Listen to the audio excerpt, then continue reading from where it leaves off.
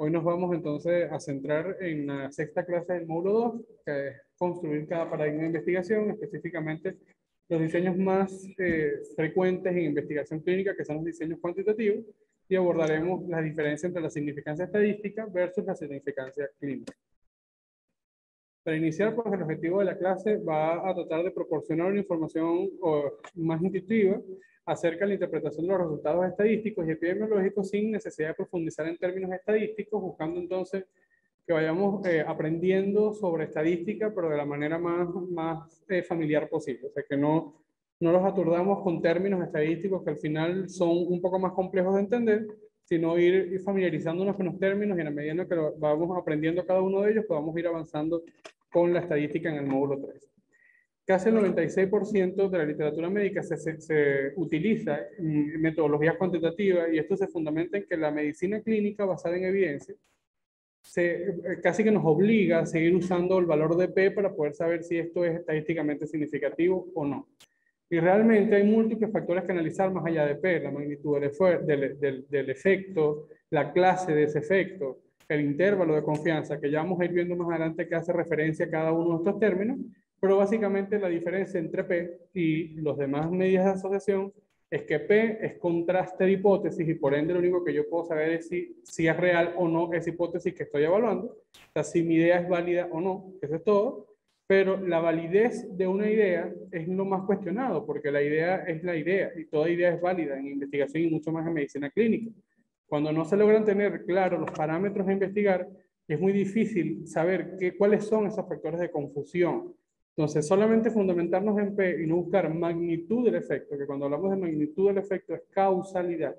¿Entiendes? O sea, que cuando yo necesito determinar si eso que yo estoy explorando es realmente la causa o el efecto de aquel fenómeno que yo estoy explorando.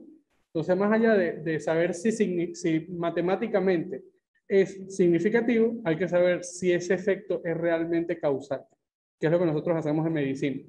Yo voy a hacer esta tomografía porque estoy evaluando, estoy tratando de interpretar si esto es una neumonía o es un tumor. ¿Entiendes? Entonces, estamos tratando de asociar el hallazgo imaginológico a través de la impresión clínica. Y para poder asociar, tenemos entonces que buscar magnitudes de efecto, no solamente el valor de P. Más del 93% de los médicos se limitan a interpretar el valor de P como una medida de significancia estadística. Y eso, ahí también está el error. O sea, la P no es mala, evidentemente, por eso lo seguimos usando. La P, nosotros necesitamos primero contrastar una hipótesis para poder saber cuál es la magnitud de ese efecto. Lo que pasa es que no siempre el valor de P tiene relevancia clínica. La relevancia clínica se lo va a dar la magnitud del efecto, más allá de la significancia estadística. Entonces, esto es como para repasar lo que hemos hablado desde el módulo 1 y hasta el último módulo de Innova, vamos a seguirlo repasando.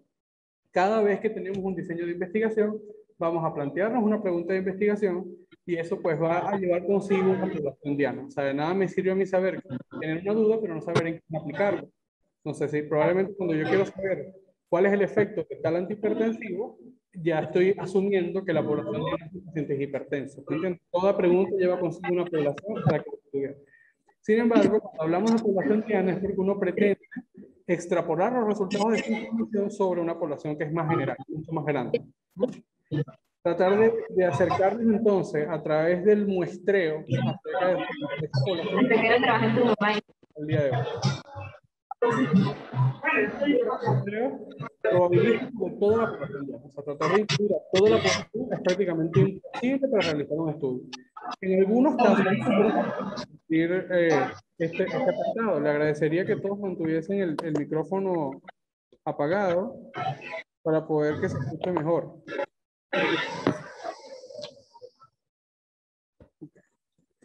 Entonces, lo más importante es reconocer ese aspecto, que no podemos tomar la mayoría de la población. En algunos casos puntuales, como a lo mejor cuando queremos evaluar un evento en una consulta médica, es probable que nosotros podamos tener acceso a esa población, porque esa población accesible es tan accesible que estamos tomando de nuestro propio médico.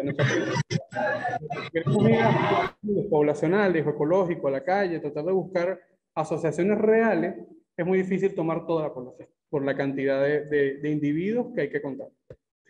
Por otra parte, basta con estudiar solamente población para poder entonces extrapolar adecuadamente. Micrófono encendido. Mucha interferencia.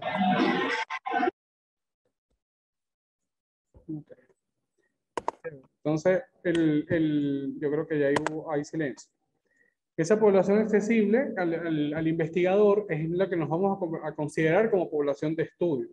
La población grande, diana, que es la que tratamos de extrapolar esos datos, puede ser distinta las unas a las otras. O sea, a lo mejor yo quiero evaluar toda la población de hipertensos en Venezuela, que ya es prácticamente imposible tomarla, pero buscamos que esa información de Venezuela pueda ser extrapolable a otras poblaciones. Entonces, para poder reconocer eso, tenemos que saber si podemos o no tomar una muestra estadísticamente significativa. Ya vimos en la clase 2 de este módulo cómo hacer un muestreo adecuado, pero solamente vamos a ver desde un punto de vista más esquemático cuál es la importancia de hacer un muestreo adecuado. De una población diana se pueden extraer infinidades de muestras a través de métodos probabilísticos y no probabilísticos, y esto lo sabemos. O sea, a lo mejor yo puedo determinar si voy a tomar todos los que lleguen a mi consulta, y eso es un método no probabilístico, o simplemente puedo entonces, depende, porque incluso en la metodología podemos, cuando son enfermedades no prevalentes, podemos decir que la llegada de un paciente a una consulta de una enfermedad minoritaria puede ser probabilístico. O sea, no, es tan infrecuente la enfermedad que es casi al azar la forma en la que puede llegar al consultorio del médico. Pero los métodos probabilísticos son los que vamos a ir conociendo de aquí en adelante en las siguientes clases, que van a ser la forma en la que podemos interpretar los datos. Ahora bien, este ejemplo para mí es la forma más didáctica de que ustedes puedan entender por qué es tan necesario hacer el muestreo y de allí cómo interpretar adecuadamente un trabajo. O sea, si ustedes quieren saber si un trabajo es realmente bueno desde el punto de vista metodológico, deténganse a saber primero, uno, las intenciones del autor. O sea, ¿quién es ese autor? ¿Por qué está haciendo ese trabajo? Porque lo que les dije desde la primera clase. En medicina, las buenas intenciones es lo último que se piensa.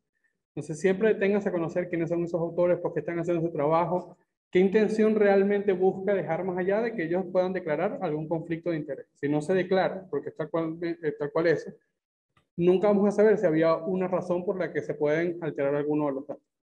Y lo otro, detengan saber cómo se tomó esa muestra. Si esa muestra no se tomó adecuadamente, probablemente esos resultados tengan error.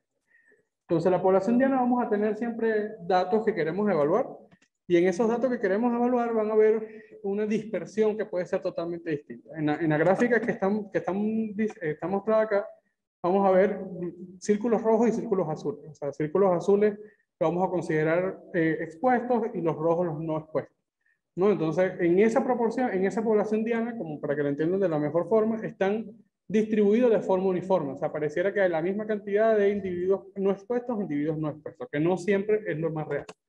Pero de ahí vamos a extraer varias poblaciones. Y como yo lo voy a hacer a través del azar, cada vez que yo extraiga una población, una muestra de esa población, va a tener un comportamiento distinto. Vean como en la muestra 1 tenemos tres círculos rojos, 3 círculos azules y 2 círculos rojos.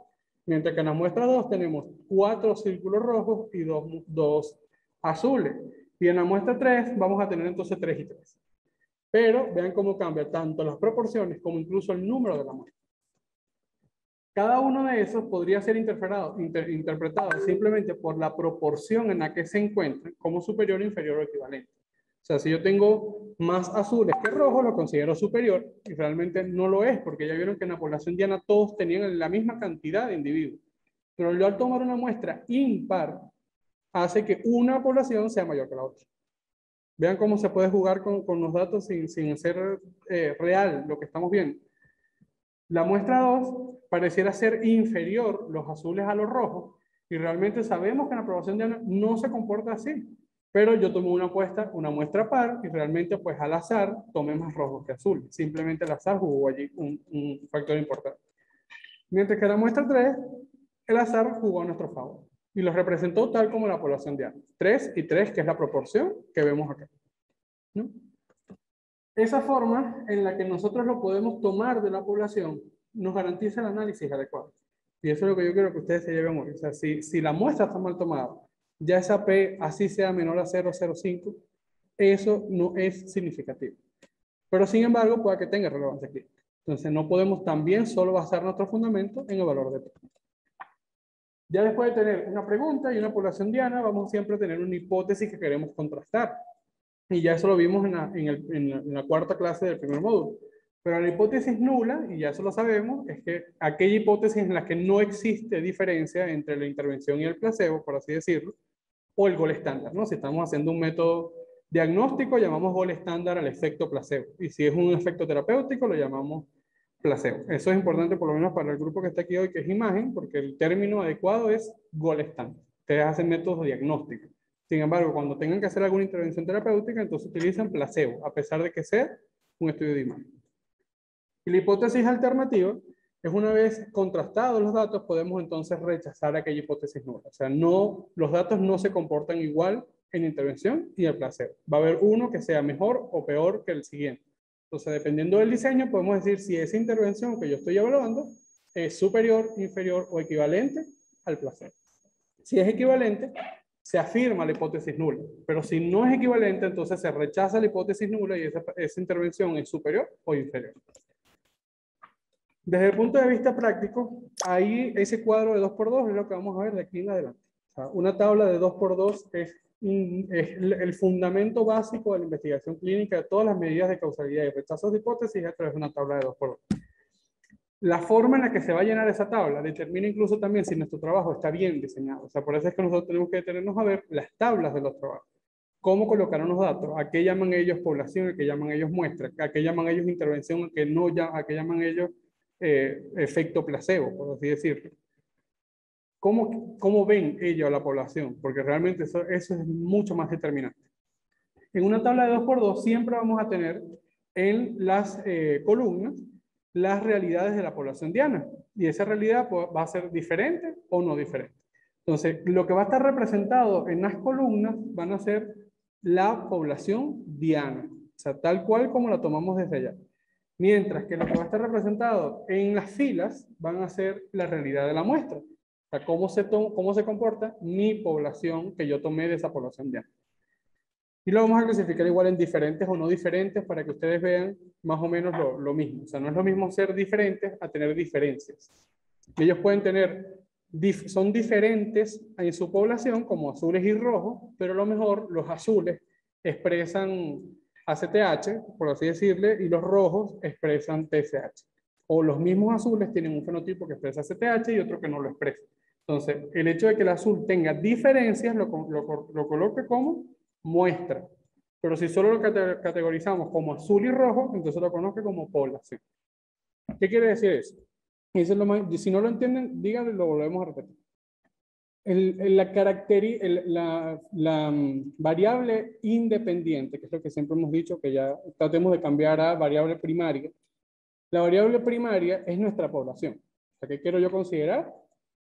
Por ejemplo, en este ejemplo que ya les puse, hipertensos y no hipertensos. ¿Entienden? Entonces, hipertensos son los diferentes y los no diferentes son nuestro control. O sea, pacientes no hipertensos que están incluidos en el estudio. Porque para poder contrastar hipótesis tengo que tener al menos una población no expuesta. No estoy queriendo decir que el paciente sea sano. A lo mejor yo puedo decir hipertensos con 20 años de hipertensión versus hipertensos con menos de 20 años. Entonces, como considero casos los hipertensos que tienen más de 20 años, lo coloco como diferente y los que tienen menos de 20 años lo coloco como no diferente. Todos están enfermos, todos son hipertensos, pero estoy utilizando la exposición como diferencia, ¿sí? Que si yo, es distinto decir eso a decir casos controles. ¿Entiendes? O sea, para decir casos controles tengo que tener gente no hipertensa. Si yo digo cohortes, entonces todos son hipertensos, pero hay una característica que me los divide. Más de 10 años, menos de 10 años, por así decirlo. Para yo decir ahora, muestra es mis variables secundarias. O sea, ¿qué quiero yo evaluar? Quiero evaluar el comportamiento de los hipertensos con más de 10 años de hipertensión y nefropatía hipertensiva. ¿Entiendes? Entonces, ¿qué coloco yo en la muestra? Los que tienen nefropatía. ¿Entiendes? Porque los que no van a ser mi control. Entonces, las diferencias son los que tienen la nefropatía y los no diferentes son los que no tienen nefropatía. Pero bueno, los que están por el Zoom van a seguirme escuchando un momentico mientras los muestro en la pizarra a los muchachos el ejemplo. Si ven las diapositivas, van a ver que podemos tener en diferentes, con diferencias, a los pacientes que tienen hipertensión con más de 10 años y que tenga nefropatía. Los diferentes, pero sin diferencia, son aquellos que tienen hipertensión con más de 10 años, pero que no tienen nefropatía. Los no diferentes son aquellos pacientes que tienen hipertensión, pero con menos de 10 años, pero que tienen la nefropatía, que son diferentes. Y los no diferentes o no diferencias son aquellos que tienen hipertensión con menos de 10 años y que no tienen la nefropatía. ¿Sí? Entonces, ¿se dan cuenta? Siempre el cuadrito superior de diferencias y diferencias, le decimos A, cuadrito A, es para el sí y sí, de que tenga la diferencia y que sea diferente. El B son aquellos que tienen las diferencias, pero no son no diferentes. El C son aquellos que son diferentes, pero no tienen las diferencias. Y el D son aquellos que no y no. O sea, los que no tienen las diferencias y no son diferentes. O sea, hay que gracias, Miguel.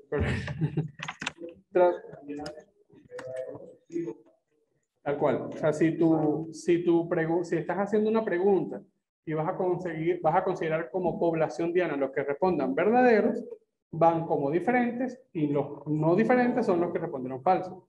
Y tú aquí al final pondrías entonces la diferencia. O sea, los que respondieron verdadero en la pregunta, pero en la segunda pregunta los que dijeron sí o no. Entonces aquí irían las diferencias sería decir sí o no. Y arriba sería verdadero o falso. O sea, la forma en la que ustedes pongan los datos ahí es lo que nos va a decir la interpretación. Pero siempre es lo mismo, muchachos. Siempre es esa distribución. O sea, si ustedes están claros, yo estoy evaluando hipertensos, o sea, mi objetivo general es evaluar hipertensos mayores de 10 años que hacen nefropatía. Entonces, ese va en el A. El hipertenso que no tiene más de 10 años, pero que tiene la nefropatía, va en el B. El hipertenso con más de 20 años, pero que no tiene la nefropatía, va en el C. Y el paciente que no tiene más de 10 años y no tiene nefropatía, va en el D. Y así siempre va para todos los ejemplos que ustedes me ponen, la distribución siempre va a ser la misma.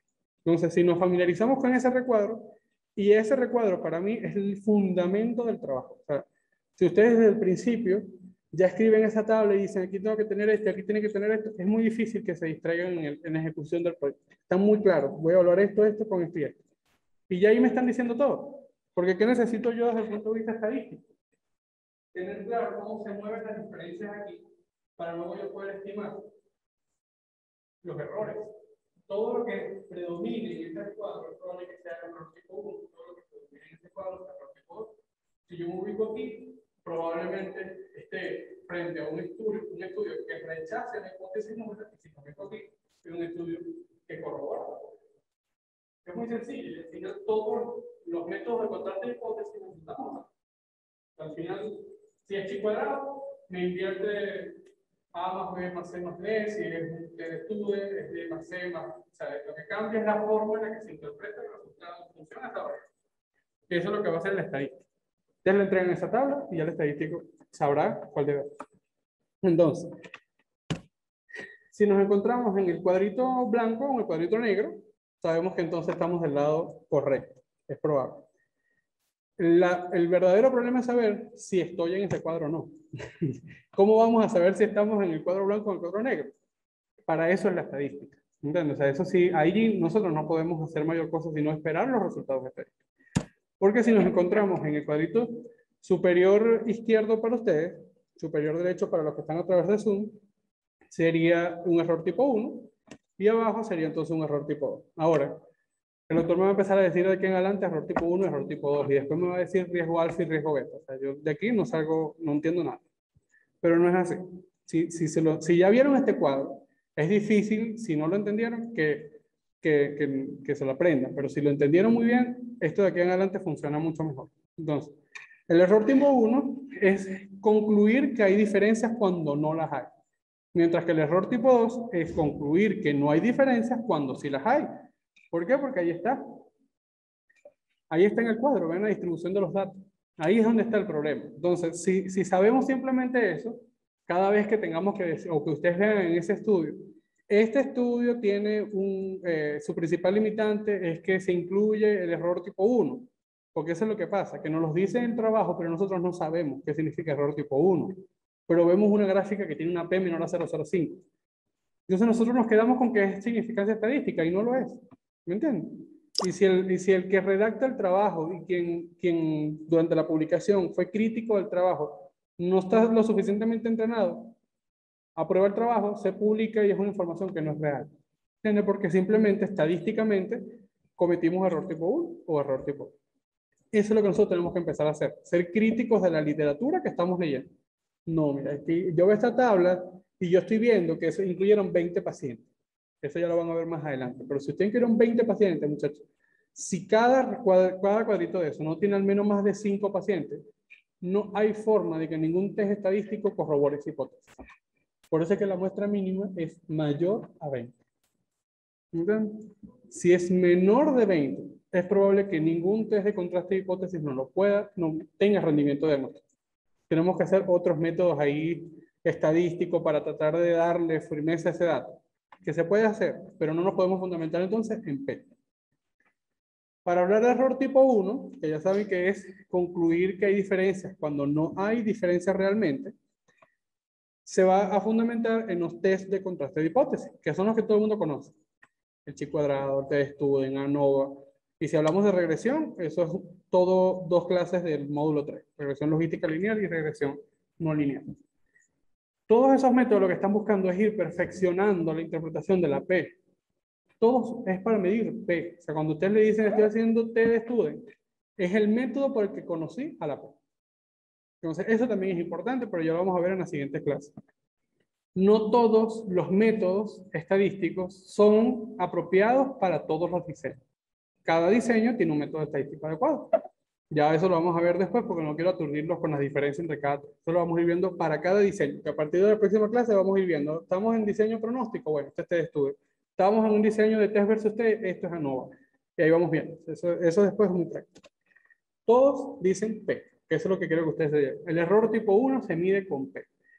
Ahora, como en estadística nada es absoluto y todo lleva un riesgo, eso es un principio de la estadística, sabemos que no podemos saber si estamos del lado correcto sin saber cuál es el riesgo de estar en el lado correcto.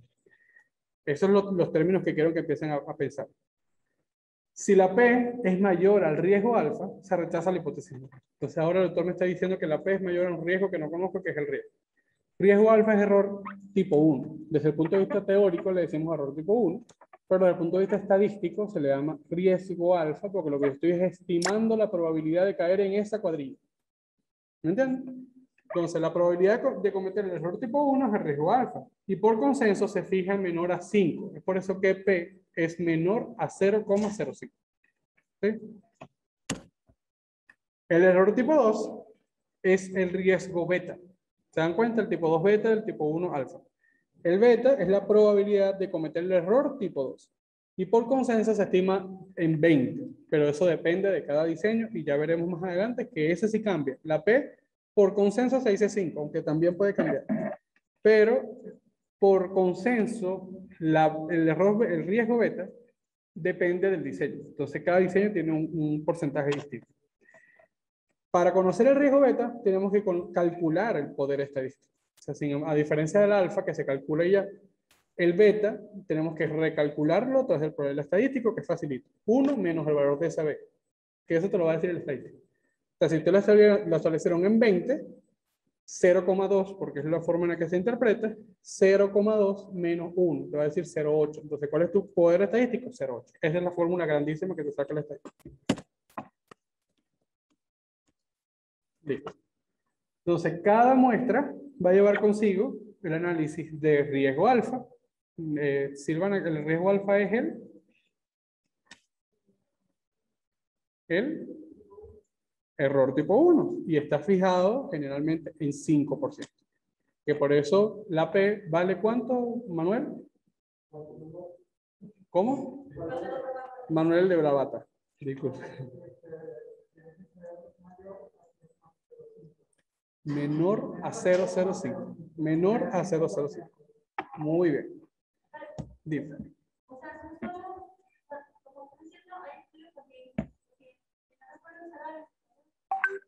No, ya vamos para allá. Intervalo de confianza es magnitud del efecto, no es contraste de hipótesis. Estamos en contraste de hipótesis.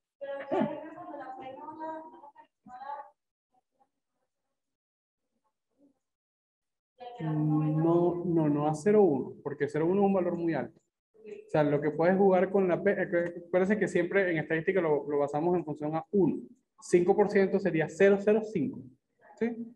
Entonces, decir 0,1 es como que la P la estás estimando en un 10%. Y ese es un valor que es inaceptable para la estadística. O sea, decir que tú no puedas cometer, que tengas el 10% de cometer el error tipo 1 es muy alto. Entonces, lo que sí puede variar de la P es que baje.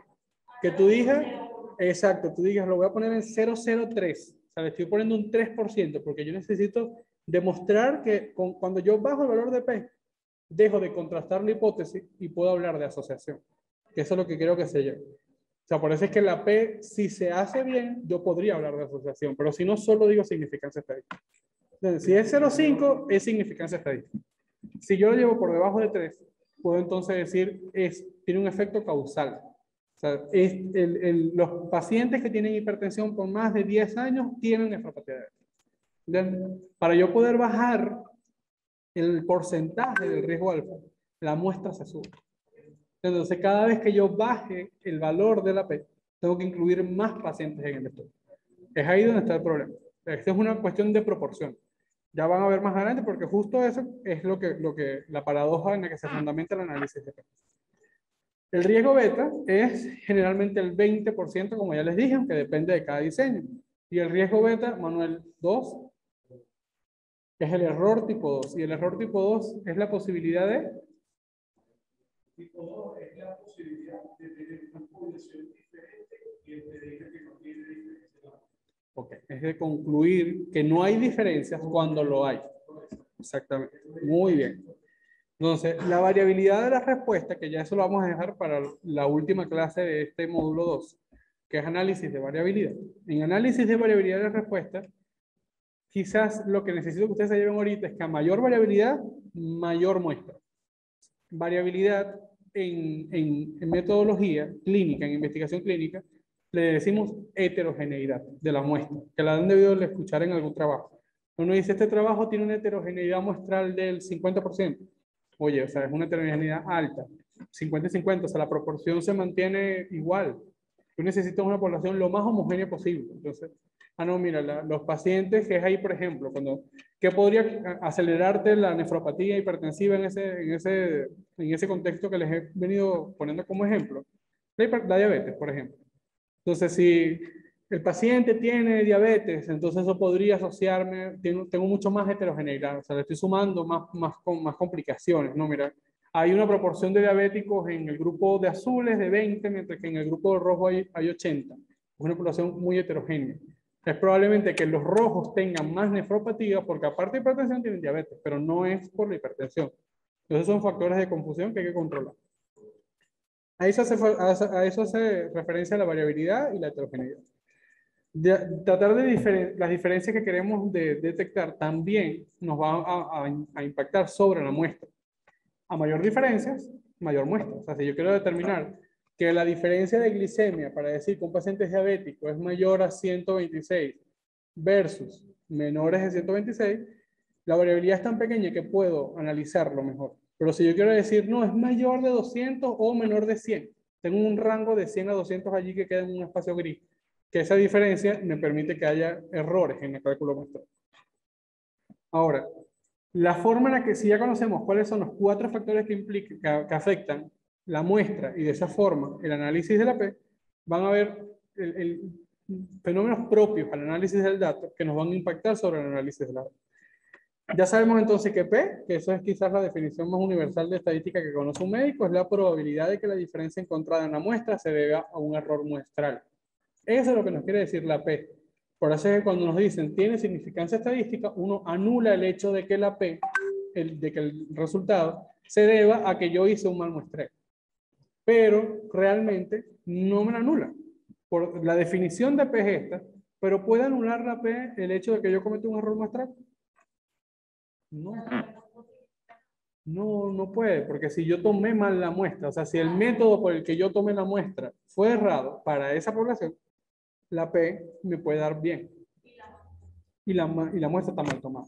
Entonces, es allí donde uno tiene que centrarse en hacer un buen cálculo muestral, un buen método de análisis muestral y finalmente un análisis adecuado de la P. Pero sin hacer todo esto primero, la P no tiene suficiente valor. En el mismo caso, digamos, una vez que una recogida es como claro. Pero no tomé lo suficiente. Tal cual. Si ustedes vieron la distribución, más que los factores de confusión, es la distribución. Voy a echar un poco hacia atrás para que lo vean. Ajá. La población normal está así, azul y rojo. Y si se dan cuenta, tienen el mismo número de globulitos rojos con globulitos azules. O sea, es una población que es homogénea, ¿entiendes? Muy, muy homogénea. Tiene la misma proporción de cada lado. El problema está cuando yo tengo proporciones erradas. O sea, a lo mejor yo puedo tener todos los rojos del lado derecho y todos los azules del lado izquierdo. ¿Entiendes? Tengo el mismo número, pero la proporción cambia. O sea, los tengo todos como más de un lado que de otro. ¿Entiendes? Y cuando yo voy y tomo la muestra, capaz me traigo puros rojos. Capaz me traigo puro azul.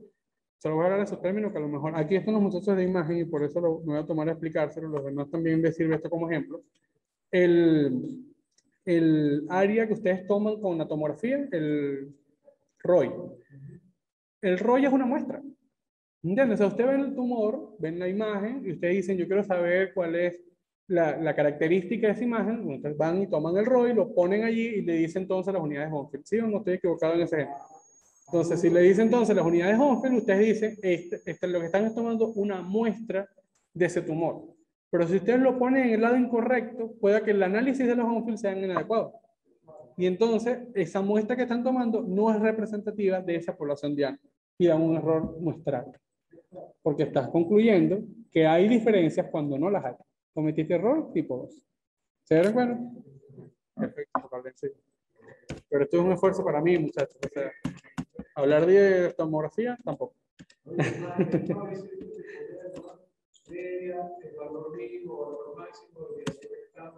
Muy bien, porque es estadístico. Eso es un análisis estadístico. Y ya vamos a ver, bueno, es que de hecho eso es lo que viene.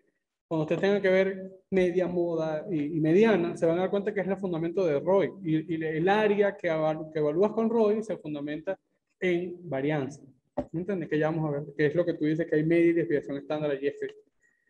Todo eso es estadística. Entonces se dan cuenta, es lo mismo. Lo que ustedes están haciendo depende, por eso es que el error del análisis, de la interpretación de la tomografía depende de ustedes. Porque si ustedes ponen mal el ROI ahí, las unidades Hounsfield que le dan no va a ser, entonces no van a poder ustedes dar un diagnóstico concreto. Es lo mismo que me pasa a mí si quiero saber si en Venezuela hay cuál porcentaje de pacientes con diabetes. Simplemente que yo tome mal la muestra. Si no lo tomo mal, entonces probablemente haga un mejor análisis. Entonces, si ya sabemos que es P, esa probabilidad siempre va a ser menor a la fijada, o sea, siempre debe ser fijada a priori. O sea, nosotros tenemos que decir antes de comenzar el trabajo, yo voy a colocar como significancia estadística una P menor a 0,05.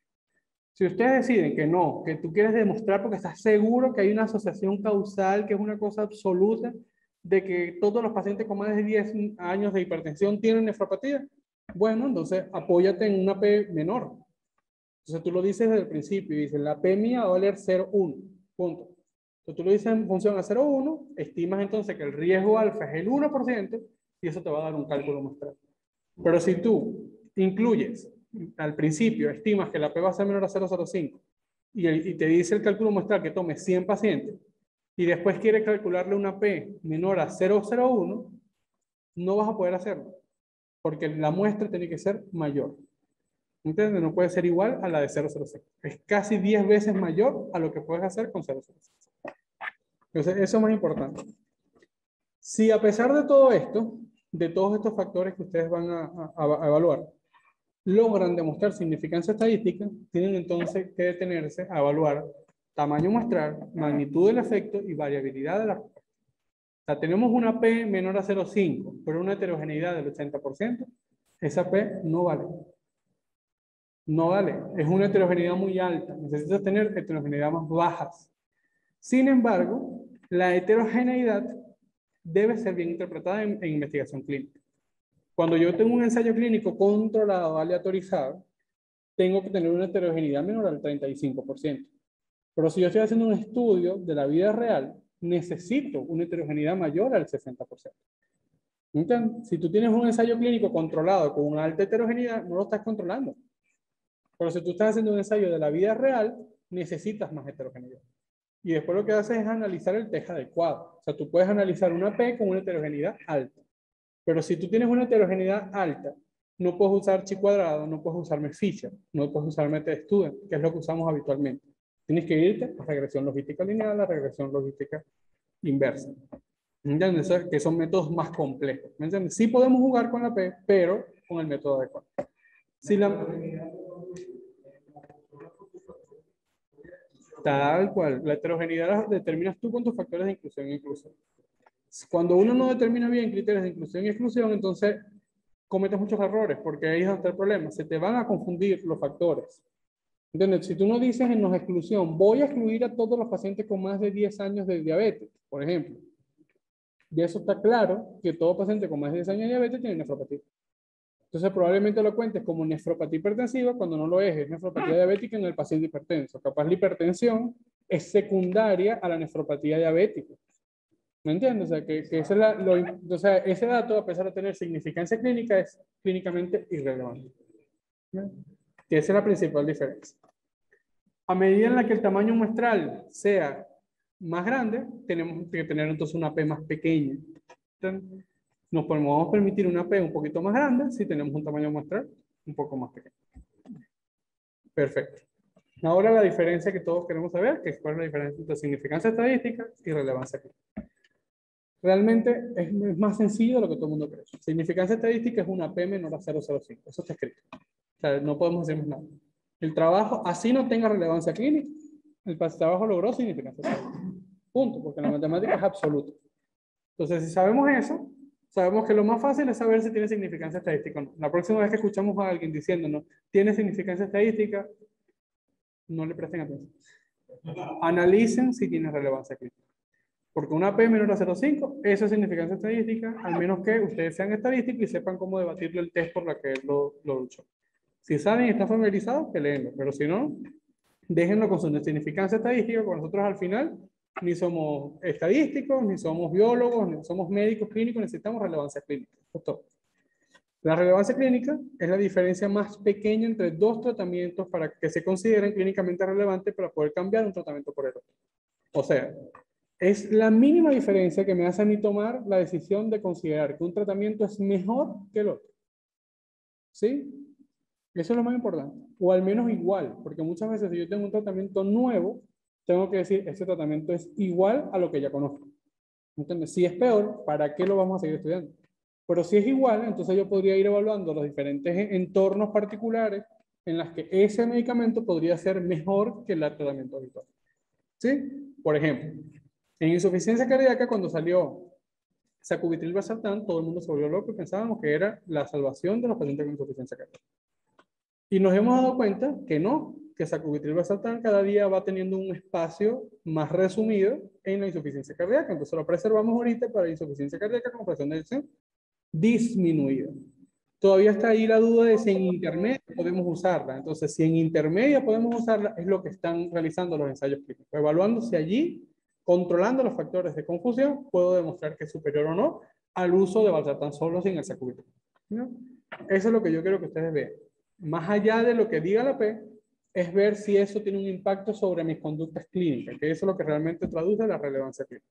Todo aquel cambio, por mínimo que sea, que me haga pensar que puedo preferir un tratamiento sobre encima del otro, que puedo preferir un método diagnóstico por encima de otro.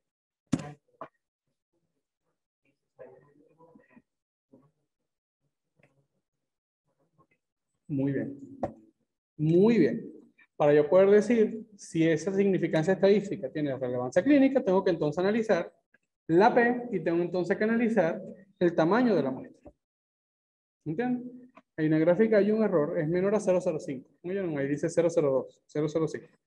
Pero, más allá del valor de esa P, va a tener que analizar tanto las diferencias que estás midiendo como el tamaño de la muestra.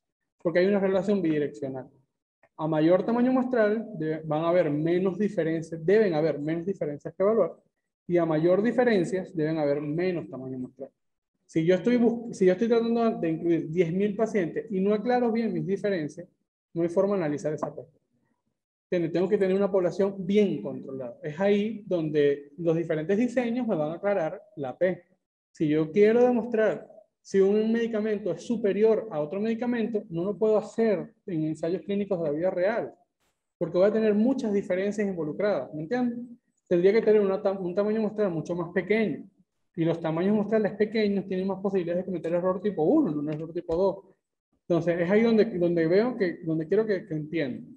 Si yo quiero tener un estudio de superioridad de un tratamiento, de un método diagnóstico versus el otro, tengo que hacer un ensayo clínico aleatorizado, controlado. Si yo quiero determinar simplemente cuál es el impacto de ese medicamento sobre cosas más generales, calidad de vida, fuerza muscular externa, quizás actividad física, reintegro a la actividad laboral, no sé qué. Tengo que tomar actividad en la vida real. Control metabólico en la vida real, por ejemplo, en diabetes. Eso podría hacerse, pero entonces ahí tengo que estimar un tamaño muestral mucho más pequeño, porque las diferencias son más grandes. ¿Me entienden? Eso es lo que yo quiero que ustedes vean. O sea, a medida que yo tengo más control, tengo que tener una muestra mayor, y a medida que tengo menos control, puedo tomar una muestra menor, pero teniendo un buen diseño metodológico y estimando bien mis factores que influyen sobre la P. Ahora bien, ya tengo la P, ya sé que tiene significancia estadística y necesito saber las relevancias clínicas. Para yo poder saber si esa P tiene relevancia clínica, no me puedo quedar solo con la P, al menos que mi P sea menor a 0,01. Si es menor a 0,01, eso es causal también, a pesar de contratar mi hipótesis. Si esas medidas de efecto miden el impacto clínico, tenemos entonces que apoyarnos en medidas de magnitud del efecto, riesgo relativo o REX, que nos permiten estimar no solo si hay asociación, sino cuál es la potencia de ese efecto para convertirse en un factor o de riesgo de protección sobre la intervención que yo estoy haciendo. O sea, si yo le inicie, imagínense que más allá ya hicimos el ensayo clínico, queríamos saber si nefropatía diabética, nefropatía hipertensiva en pacientes con más de 10 años o menos de 10 años. Ahora yo quiero saber si de esa población que ya yo evalué, los pacientes que tienen nefropatía, los que tienen menos de 10 años, con nefropatía hipertensiva, yo le voy a poner tratamiento con empaglifosina, por así decirlo, un CGLT2, y ahora voy a evaluar si en los próximos 10 años me hacen la nefropatía o no. Entonces, para yo poder saber si la empaglifosina es un factor protector para el no desarrollo de nefropatía hipertensiva, en pacientes incluso sin diabetes, a pesar de que la empaglifosina es un CGLT2, yo puedo entonces estimarle el riesgo de que eso ocurra. ¿Cuál es el riesgo de que, usando la empaglifosina, tengas o no, desarrolles o no la nefropatía? Esa magnitud del efecto es lo que me va a determinar la relevancia clínica. Porque muchas veces la P sola no me va a dar la relevancia clínica, pero sí las medidas de magnitud de efecto. Riesgo relativo o REX. Sin embargo, el riesgo relativo solo, un OREX solo, no me permite saber si la forma en la que ese riesgo se desplaza en los números tiene un nivel de evidencia. Entonces, el nivel de evidencia de las medidas de asociación se llama intervalo de confianza, que nos estaba comentando antes. Sí, perdón. Y ese intervalo de confianza permiten valorar la precisión diagnóstica de las estimaciones de la población. O sea, si realmente esa asociación causal se relaciona con la muestra. O sea, si yo tomé bien la muestra o no. Lo que me dice eso es el intervalo de confianza. Para hablar de orexia, para hablar de riesgo relativo, intervalos de confianza, vienen todas las demás clases, así que no nos vamos a detener allí. Lo único que yo creo que ustedes se llevan, y está escrito en el programa, y está en el título, es que si toca o incluye el 1, no tiene significancia estadística. O sea, si ese intervalo de confianza está en 0,8 y en 2, ¿me incluye o no me incluye el 1? De 0,8 a 2, sí lo incluye. Entonces, si lo incluye, así el riesgo relativo te dice, tiene 6,2 veces más de riesgo de desarrollar nefropatía hipertensiva en los pacientes mayores de 10 años si le das empaglifosina, por así decirlo. Te lo dice, tú ves el riesgo y te dice, oye, tienes 6 veces más de riesgo, o sea, no debería usarlo, es un factor de riesgo, no un factor de protector, no un factor protector. Sin embargo, si tu intervalo de confianza va de 0,8 al 8, ¿entiendes? Porque en el medio tienes que tener incluido, o sea, dentro de ese rango tienes que tener incluido tu riesgo. Si aparte del riesgo incluye el 1, eso no tiene significancia estadística. No es un factor de riesgo y no es un factor de protección. Simplemente porque su intervalo de confianza no lo permite. El intervalo de confianza lo que hace es que es la medida en la que él mide, estima las posibilidades en las que ese valor se desplace. Ah, mira, pueda que sea 6,2 como pueda que sea 6,1. Pero si te dice desde 0,8 a 9, no tiene valor porque tienes 9 veces más de riesgo o pueda que no tengas riesgo. Porque si tienes menos de 1 no tienes riesgo. ¿Entiendes? Entonces, si te dice que incluye el 1 o lo toca, menos que te diga 1, solo desde el 1 hasta el 9, no tienes riesgo. No es significante, no tiene significancia estadística. Capaz si tú controlas los factores de confusión y no sé qué, allí logras entonces ubicar el riesgo adecuado. Pero si no lo controlas, entonces te va a dar un dato estadístico que no es real.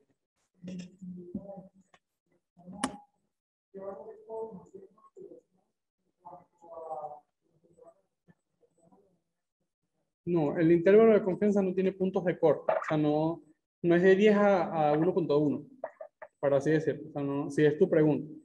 No hay puntos de corte establecidos. Eso depende de cada valor. Puede que tú tengas 2 veces más de posibilidades de tener tal evento, pero el intervalo se desplace de 1,1 a 3. O sea, tiene al menos 1,1 veces más de tener ese evento. Entonces, si tienes al menos o sea, 0,1 veces más de tener ese evento, ya te convierte en un factor de riesgo. ¿Entiendes? Si está por debajo de 1, entonces tú dices, tienes menos de 0,2% de tener ese evento. Entonces se convierte en un factor de protección. ¿Entiendes? No hay valores estandarizados. Depende del riesgo. Puede que tengas 100 veces más posibilidades de tener ese evento y el intervalo de confianza se desplace de 80 a 120. Pero no te toca el 1. Perfecto. ¿Entiendes? Ahora, el intervalo de confianza es lo que nos permite contrastar la hipótesis, o sea, anularla o no. Es lo mismo, es el equivalente a la P. Si yo tengo una P estadísticamente significativa, pero yo necesito demostrar causalidad, tengo que calcularle magnitud del efecto, o sea, riesgo o REX.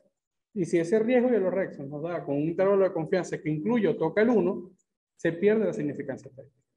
Entonces allí la P no nos sirve de mucho. Puede que tenga una P estadísticamente significativa, pero el riesgo relativo y el REX nos dice que no es un factor de asociación causal. Tienes que controlar mejor tus parámetros y probablemente te vas a dar cuenta que la P deja de ser estadísticamente significativa. ¿Sí? Cometiste error, es lo que te quiere decir. Tu P cometió error tipo 1 o tipo 2, pero cometió uno de los dos errores. ¿Sí? Listo. Entonces ya para terminar la clase de hoy, el nivel de rechazo de la hipótesis nula debe fijarse siempre a priori, que es lo que le dije anteriormente. O sea, ustedes desde que comienzan aquí el trabajo dicen, yo voy a buscar una P005, que es lo que busca todo el mundo.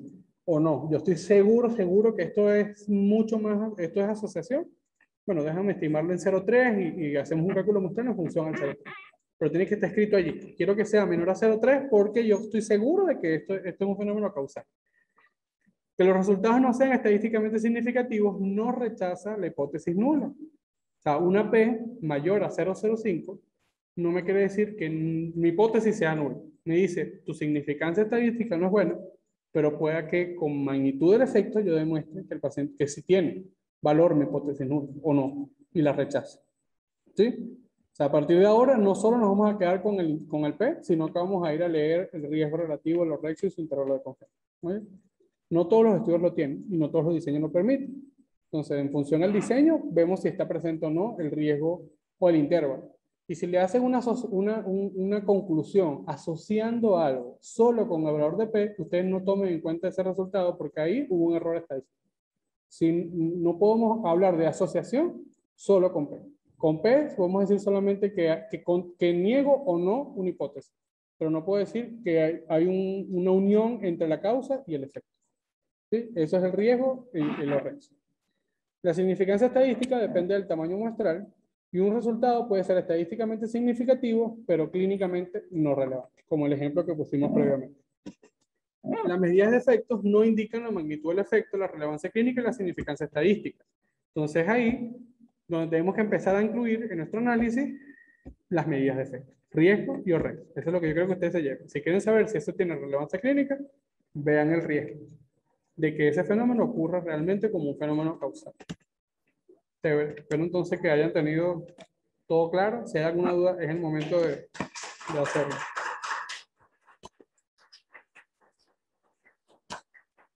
Si hay alguna duda acá, porfa, de alguien que quiera conversar algo, estoy pendiente de si hay alguna duda para responderla entonces. ¿Ustedes tienen alguna duda? Lo respondimos durante la clase. Chévere. Bueno, nos vemos entonces el próximo jueves, igual a las 2 de la tarde. Vendríamos con ya los diseños pronósticos, que vendría siendo ya puntualmente el primer diseño cuantitativo que vamos a revisar. Nos vemos en la próxima clase.